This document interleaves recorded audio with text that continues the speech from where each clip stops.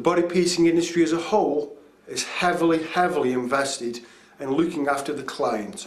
That's their main priority. The person who sits in the bedroom or in the kitchen firing holes in people is after one thing and one thing only, and that's money. You've got two options, haven't you? People who are getting pierced, they want a professional. Act like one. What I'm going to be taking you through now is the studio and the basic setup of it. The basics is you need to push towards having a cool, calm environment. If you've got thrash killer music on, it's going to get you nowhere. The client's going to be coming in already hyped up. By the time you get them on the couch, they're just going to sit there and faint straight away before you've even touched them. Calm them down. Have a calm, cool environment, clinical as well, because that's the actual impression and that's the actual standard you need to be striving for. Just to give you a nice guideline around the studio, you're going to be looking at your bench rolls. You've got gloves both sides because at some stage you might actually be working on the other side of the bed. You've got all your jewellery you need at hand, all your forceps at hand, all your needles already pre-packed, sharp spots in your station, and basically anaesthetics if you actually choose to actually use these products. The actual station itself should actually carry every single product you want to carry that piercing out. What we're also going to be teaching you today is a technique we've refined for actually stopping piercings bleeding. How it basically works is like this. When everyone usually does a piercing, the piercing and the jewellery are exactly the same calibre and size, or sometimes people will actually pierce a lot bigger than the jewellery that's necessary to be putting in. Obviously giving your body plenty enough time to let blood come steaming out of it. What we do is actually pierce it. The blade is actually smaller than the actual jewellery we stick in, and the process of putting the jewellery in the cannula is what stretches it. It all sounds very complicated, I know, but it breaks down like this. If you're going to actually do a 1.6mm barred piercing, you're actually going to use a 1.7mm needle. The actual blade in the needle is 1.5mm.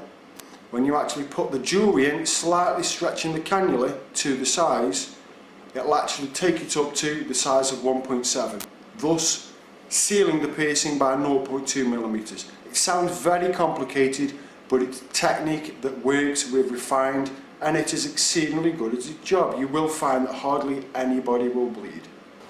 Right, I'm going to show you this technique a bit more close up and a bit more refined. Taking a 1.7mm needle and a 1.6 piece of jewellery. When the piercing is actually carried out, you actually reintroduce the needle, slightly withhold it back onto itself, so that that's there acting as a strengthener for the actual process. Put the piece of jewellery in the end. As you can see, it's slightly, very smally enlarged the area. Withdraw the needle, discard it, run it through, and you'll find that it will actually seal the piercing. What we're now going to do is do 2 eyebrow piercings and actually demonstrate this for you. As you can see here, we've got 2 piercings, 2 eyebrows, exactly the same piercings. I've got over here, I've an orange, over here I've got a grey. First thing we'll do is we'll stick the orange piercing in.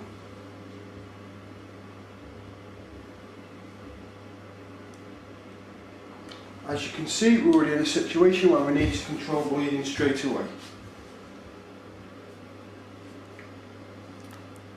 Client wants to actually hold that. And just jumping in front of the camera.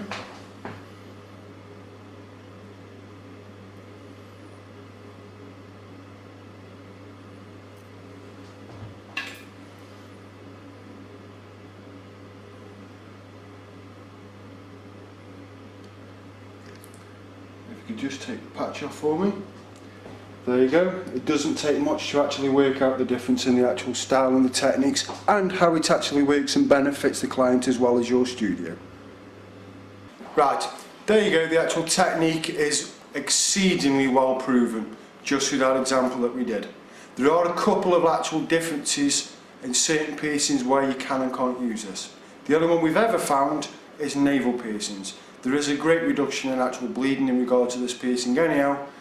So personally, I would recommend an orange. Your client will dance all over the bed, and the concept of trying to do refined, stylised work with someone who's trying the best to actually get out the door while still getting pierced is probably not the best way to actually go forward. Also, the tongue piercing. It's not a problem with using this technique with tongue piercings.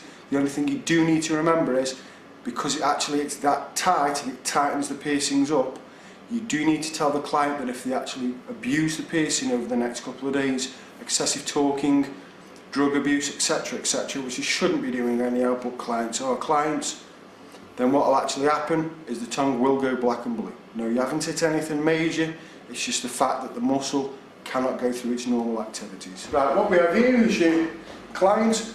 We're just going to run you through some of the basic piercings that are available on the market. There are some other ones, but this particular client carries a fair arraignment of them. You've got the eyebrows with rings, eyebrows with bars, both sides of a nose pierce. You've got your labrets at the bottom. You've also got some extreme lip piercing at the top.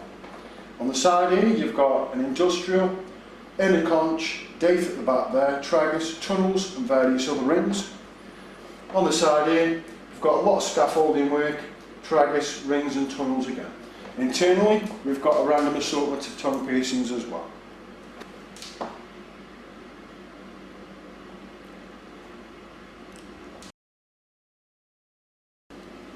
Right, what we're going to start with here is your basic ear piercing. What you want to do with regards to marking for an ear piercing is always imagine the lobe itself as a circle. Try and make a placement in the middle. I have had to do some minor adjustments in respect to this particular client who's got a bead fitted in the bottom of his ear. The piercing itself is very nice and easy. Coming towards it with the clamps, you want to make sure you apply the clamps evenly both sides. So you've got no actual distortion on the back of the ear.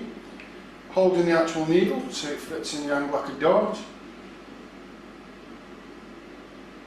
Nice, clean, straight run through. Withdraw the needle, placing that on the side, withdrawing the actual clamps themselves, making sure not to pull the cannula back out. Come back to the piercing with the needle itself and the jewellery in hand.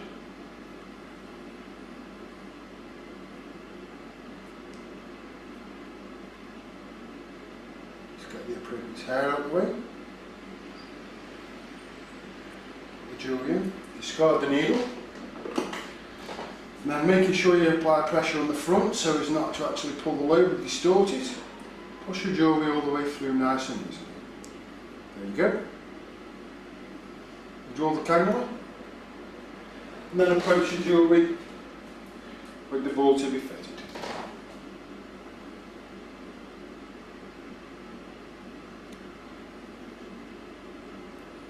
There you go. Nice and easy. What you want to do with regards to cleaning is the client needs to clean you for the next approximate 6 weeks with something like witch hazel or salt water.